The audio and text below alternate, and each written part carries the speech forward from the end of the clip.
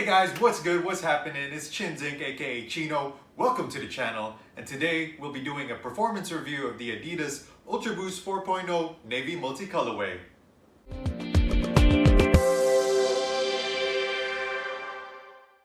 Now first things first guys, I want to let y'all know I'm not a professional runner. I'm just an amateur. I only started doing this because of the lockdown here in Jakarta. So I started right around May, and since then I've gained some insights that I want to share with you. And with that out of the way, let's dive right into it. The first thing we're going to talk about guys is the size and the fit of the shoe.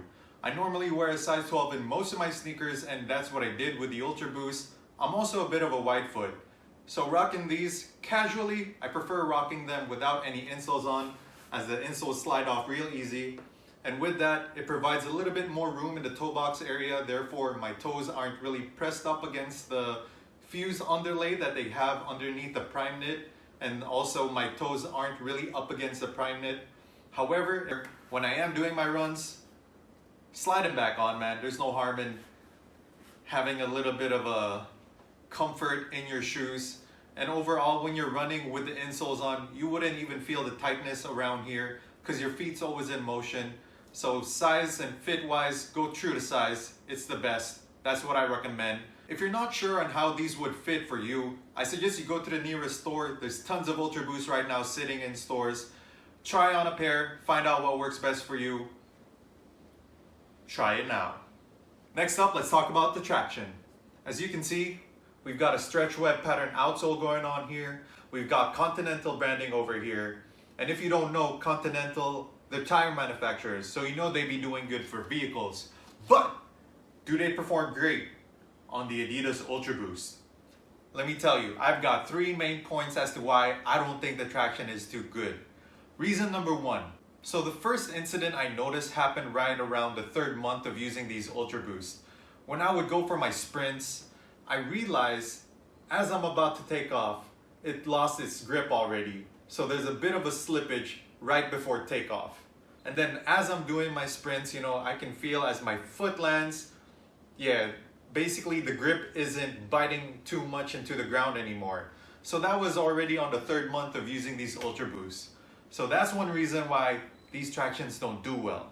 Reason number two, wet conditions. Wet conditions, they are a problem for these Adidas Ultraboosts. Even though it's Continental branding, you're gonna experience a little bit of a slip already. So whenever I see a wet patch of road, I'm not even jogging anymore. And take note, that's a jog. When I'm over that wet area, I'm just taking light walks. Because I can't be caught slipping. And that's the second reason why these tractions don't do great. 3. Rough road conditions. You see, in the area that I'm running in my neighborhood, the road, the surface isn't smooth at all. It's really pointy, it's really rough. Pretty sure if you fell down, you'll easily be getting scabs all over. It isn't as smooth as what I've seen in the western part of the world.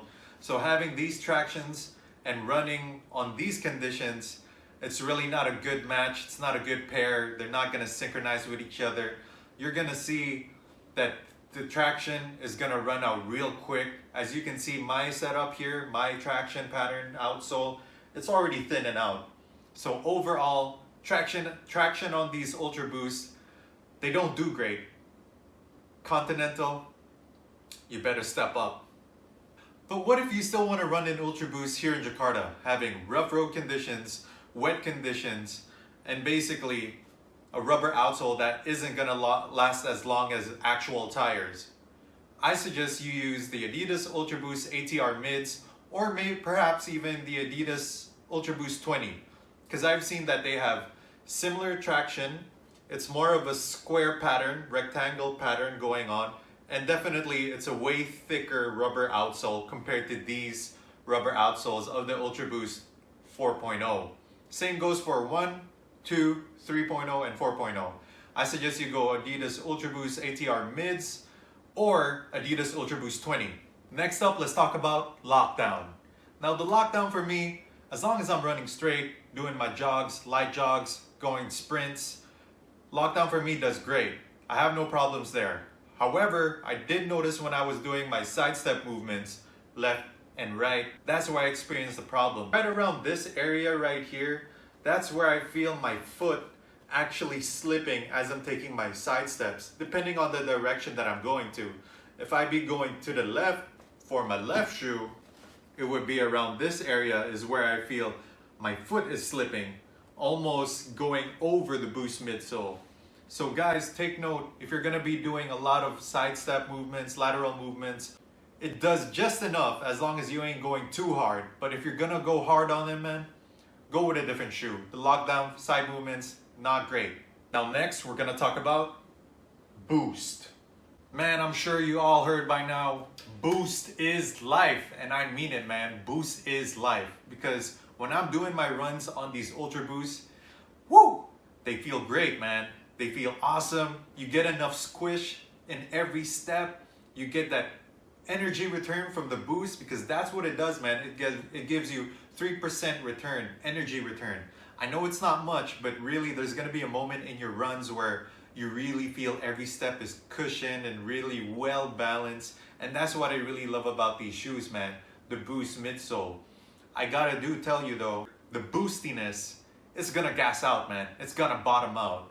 So enjoy it while you can. If you haven't tried on a pair of Ultraboost or any shoe that's got Boost in them, you gotta get a pair. Try out these shoes, try out the Boost technology.